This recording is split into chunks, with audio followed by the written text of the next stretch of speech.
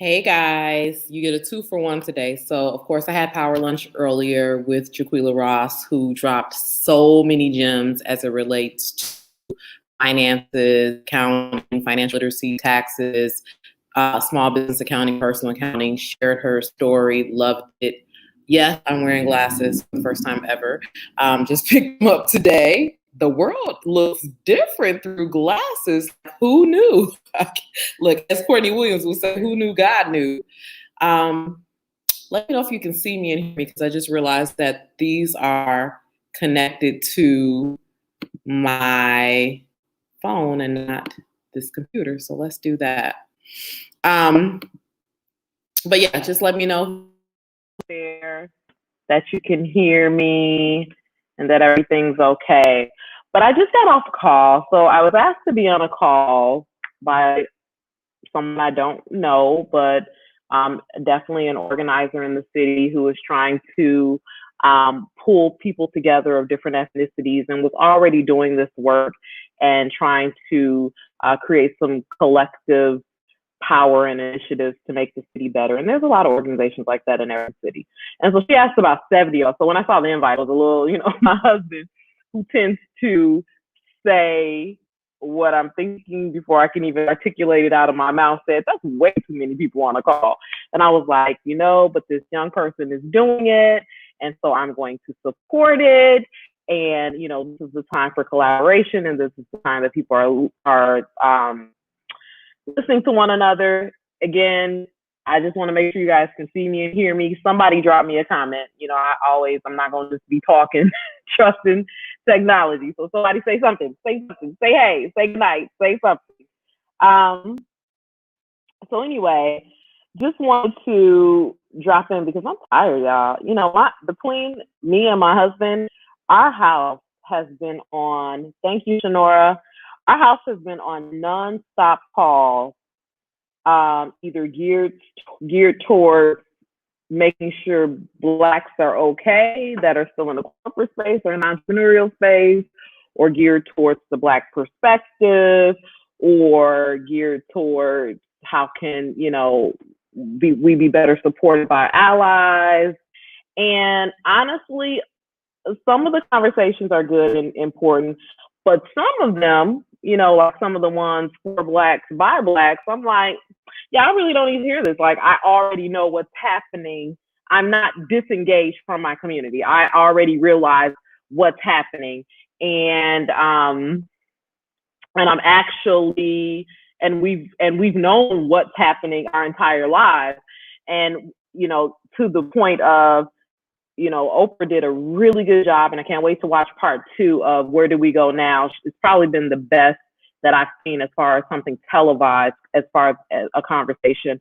And, there's a part in there where David, and I can't pronounce his last name, I'm sorry, he's Nigerian. I shouldn't say I can't, I don't want to mess it up, but he starred in Selma as MLK. And he was talking about how the emotional plight of watching George Floyd and what that did for him. And he was talking about, the saddest part for him was, his son being so disturbed and him having to explain to his son. And one of the things that stood up, because I have, since Trayvon Martin, which my sons were of a certain age at that point, that I could have a really productive conversation with them about this. They were starting to be out and about on their own with their friends. Michael was starting to drive. Nick was on the bus and going places. And so, the talk that unfortunately we have as Black parents, especially with our Black sons, is like, get home safe. Like, don't haggle with the police, hands on the wheel, don't reach for anything, get home safe, we'll fix it on the back end. And, they talked about how emasculating that conversation was. And I had not heard anyone say that before. And so now I'm thinking like, gosh, next time Nicholas is at work right now, and of course Michael lives on his own, I'm like, I have to have a conversation with them, because it's not my intention to emasculate my sons by any means. It is my intention to keep them alive. And so that was a really deep perspective for me. Yet it's a necessary conversation to have with them, because I do want them to get home safe. And unfortunately, we grow up as African Americans with this love-hate relationship with the police. You know, something happens, I break in right now, I'm calling the police. Best believe. But then also, then you see things like what happened to George Floyd, and you see the casualness of the police officer who he had his sunglasses on his head as he had his knee on this man's neck, and you think like that black life didn't matter under him. But I digress because that was not my point.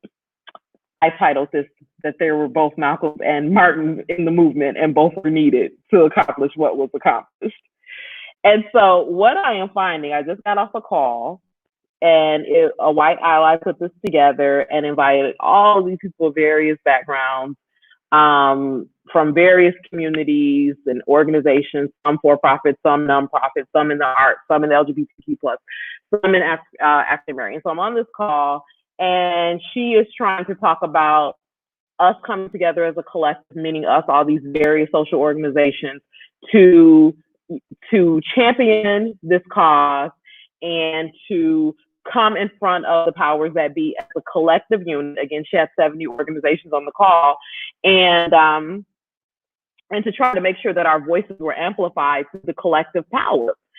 And when I tell you, some people went in, like they went in, like I'm not, and I'm tired. I don't want their charity, and I don't want their money, because, you know, and I'm tired of all of these companies that, you know, putting out these statements with show me your board of directors, show me, and I am in agreement with all of that.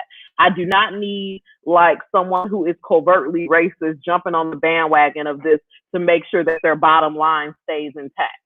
Like, I don't want to support that type of business, nor do I want their charity. So let's just be clear.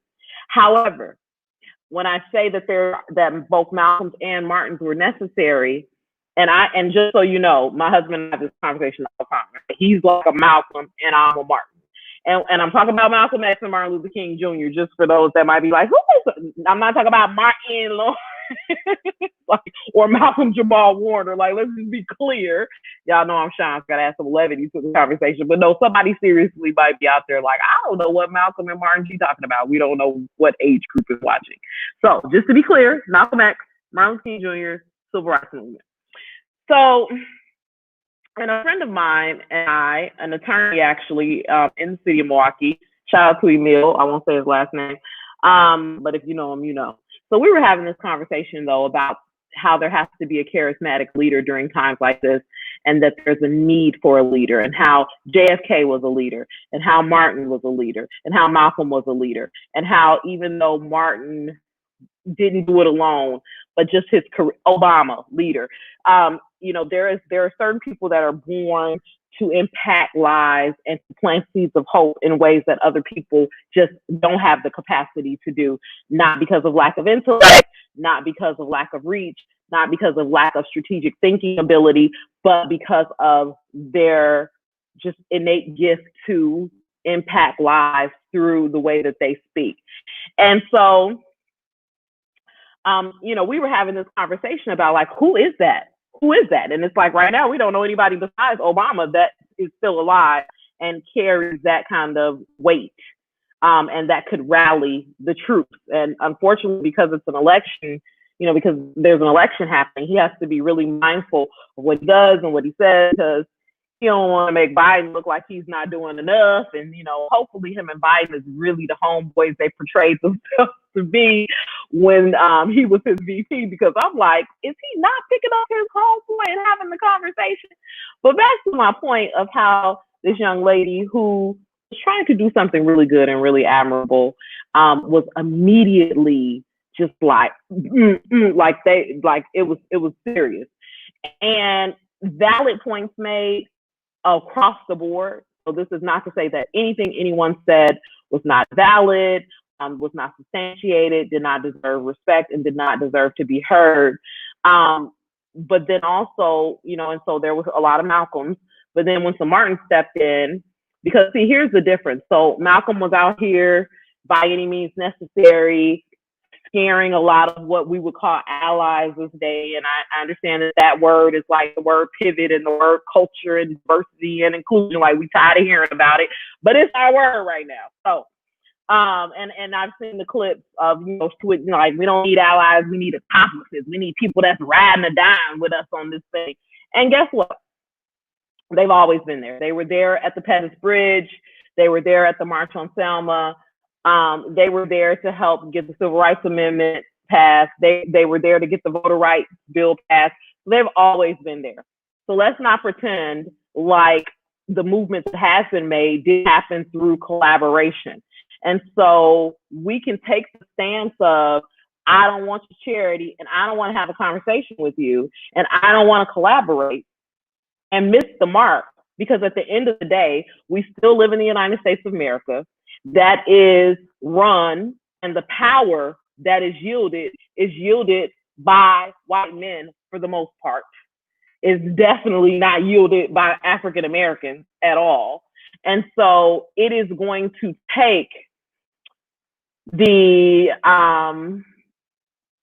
collective in order for things to change. Right now, what's happening, the change you're seeing, the protests, it is because the way in which George Floyd lost his life, the way in which Ahmaud Arbery lost his life, the way in which Breonna Taylor lost her life, you have to lack human compassion to watch those videos and not feel impacted as a person. There are some people that I know that are straight up conservative Republicans that are talking to me differently right now as a Black woman because of what they've witnessed. And we also have a great opportunity right now because Trump been in the bunker. Now he come out the bunker just to tell us that he's having a rally on Juneteenth in Tulsa. Like, how tone deaf is the leader of our nation? And I don't even know if it's tone deaf. I think it's just disregard at this point. And I'm not, look, I always tell my husband I'm not a pot stirrer. Like I do my thing, and I'm not a pot stirrer. And if he was here right now, he'd not home right now. He says this to me outside. He's like, you don't stir the pot, but you shake that thing real good. I guess right now I'm shaking the pot because I'm not a pot stirrer, but I am a pot shaker. And I'm also a proud Black woman who, when I see that Juneteenth, for those who don't know that may be watching this now or may watch the replay, that is the day way after the Emancipation Proclamation was signed, that slaves in Texas were finally made known that they've been free. And so that is something that is considered a holiday across the nation. It's considered a holiday in Washington, D.C. in particular. It's not a national holiday, but, hopefully, one day it will be. Hopefully one day Harriet Tubman will actually be back on, as a contender for the $20 bill, because all of that just went away when we got our new president. But at the end of the day, to have it on Juneteenth and to have it in Tulsa, which is it was the site of Black wealth at a certain point in history. And then, what tends to happen, if you really pay attention to history and the history of this country, when there's really been uprisings where Blacks have just been completely mistreated, it has really been about money and power. And so that was about, these Black people getting too rich. And they coming together collectively, and we can't let that happen. And so, from the air bombings, study it for yourself. And so for them to have it there, it's just on Juneteenth, it's just so tacky to me and tasteless. And if you ever were like toting the line of, is he covertly racist or is he blatantly racist? I think that the fact that that's happening on Juneteenth shows the type of people he wants to rally, and shows his position on people of color in our country. But back to this Malcolm Martin thing, there was an evolution of Malcolm, if you know his story. And he was a rebel. He had a different upbringing than Dr. King. He was on drugs for a while. He spent time in jail. That's when he found the Islamic faith. And then he was let down by his leaders within the nation. And then he went on a personal pilgrimage to find himself and to find spirituality and to really understand what the Islamic faith was beyond what he had just been told by his teachers. And as a result of that, towards the end of his life, he was about peace. And there's pictures of him and Martin shaking hands. And we've seen movies and documentaries of them having meetings. And we've seen, things where he really talks about that he wanted to be so against the grain compared to Dr. King, because he knew that the more radical he was, the more accepting they would be of Dr. King. And if you read about, President Johnson, who was in office during that time, and all the different legislators that worked with Dr. King, they wanted him to stay the face of the movement, because they felt like because he was doing it peacefully, and he didn't scare them. And I think there are times in my life, don't get it twisted, and I've had this conversation with friends, that I'd be like, man, I wish I had a little more Malcolm in me today, because like I straight want to clean, cuss some people out and say some really radical stuff and act a fool.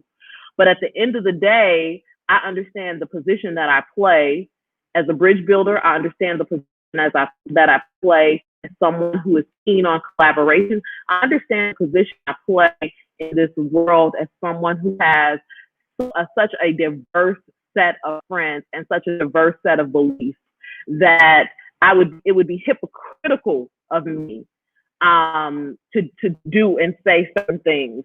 But also, I understand who I am and what my responsibility is as a Black mother, as a Black wife to a Black man, as with 2 Black sons and 2 Black daughters, raised by a Black mother. So don't ever get it twisted. And I think that Dr. King felt the same way. And he was called a sellout, and he was called this, and he was called that, until he got assassinated. Then he was called a hero.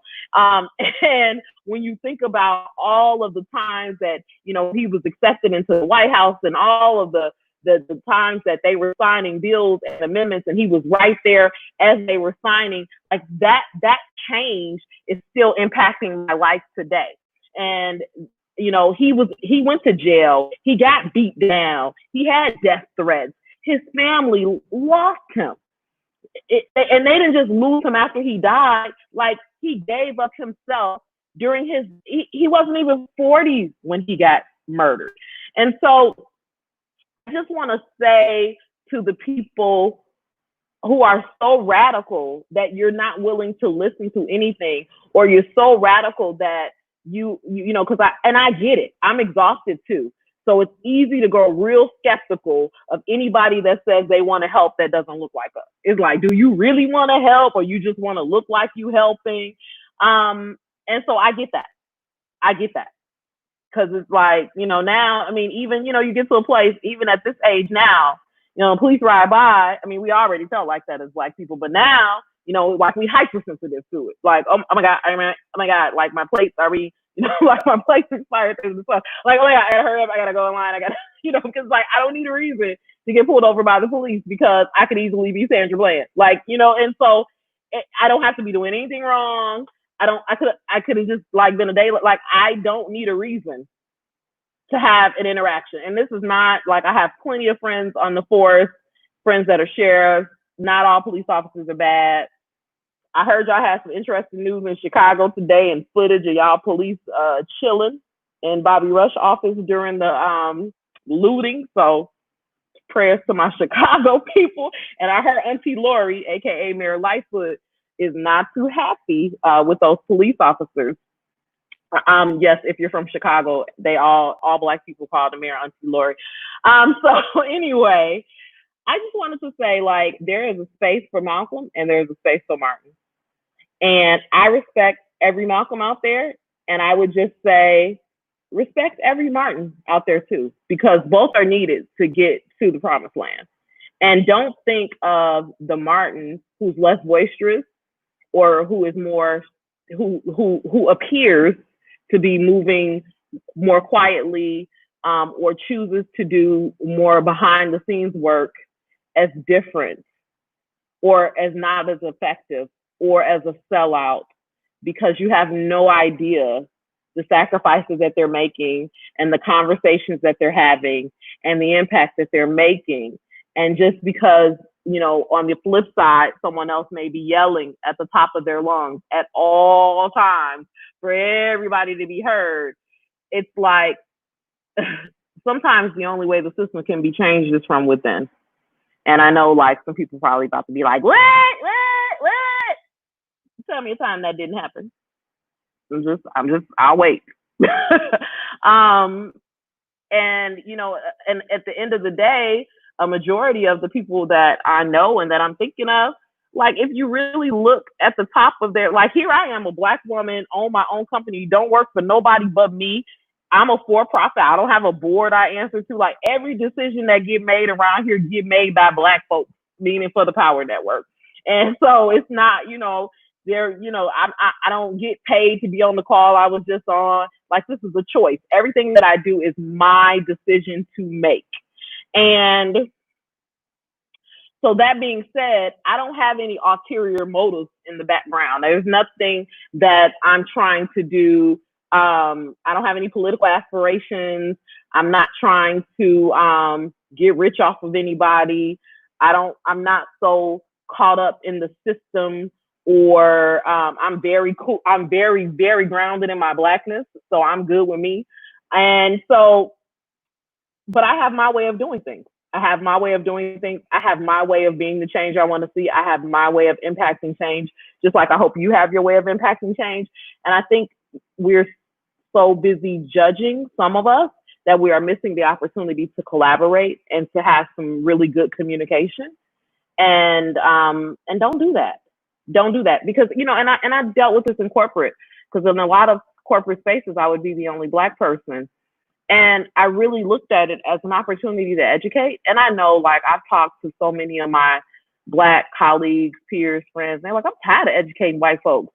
And like, educate yourselves. They can't educate themselves. They don't know how it is to be Black. They don't know the Black experience. And for so many of them, they just got interested in it. They just really got interested in understanding the Black experience.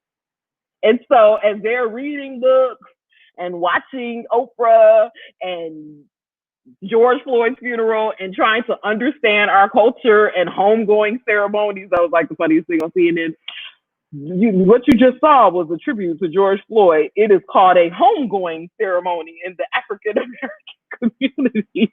And and so, I chuckle about that a little bit, but yeah, that's what we do. Like, it was a Black funeral. It's like a regular Black funeral, like any other like Black funeral that I've seen, that people could, afford to put on we like to put on all the way to the end. We extra all the way to the end.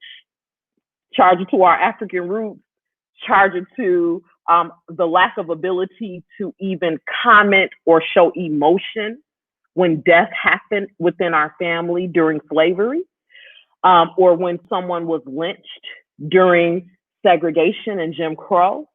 And so now, when we do have the freedom to really celebrate, mourn, show emotion in any kind of way, yeah, it tends to be a bit extra because of all those years of being stifled. And so just less finger pointing and more planning. Less finger pointing, more collaboration. Less critique, less initiatives and conversations, and more action. Like, can I say that? Because look, I'm gonna start turning down all these calls and stuff, because this, y'all, look, I don't even think I'm really yes, I don't this is like disrupting my like, this is life right now.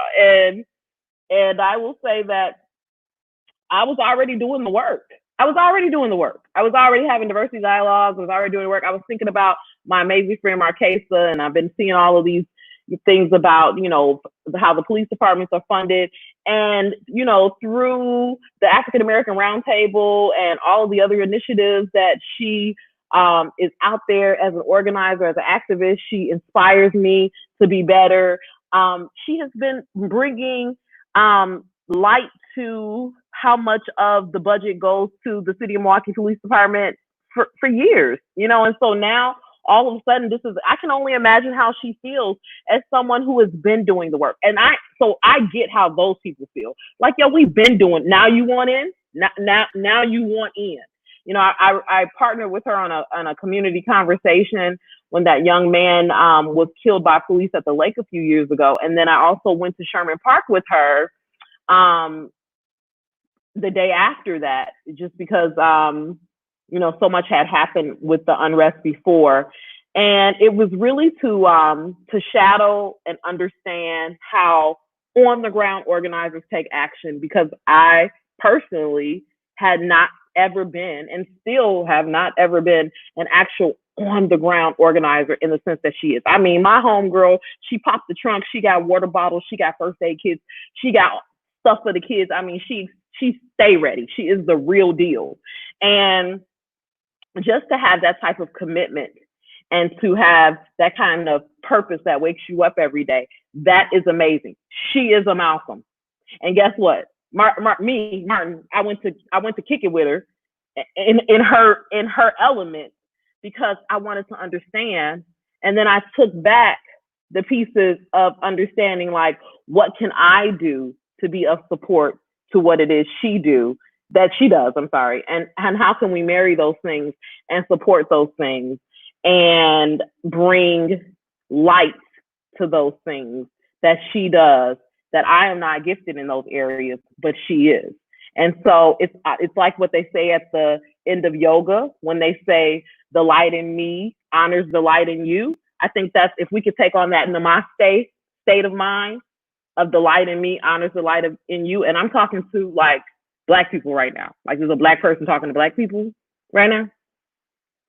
And then if you want to take it across the color lines to other people, like, now I'm not extending grace to any racist comments. I'm not extending grace to anything ignorant and foolish. Like, don't do it. I don't have space for it.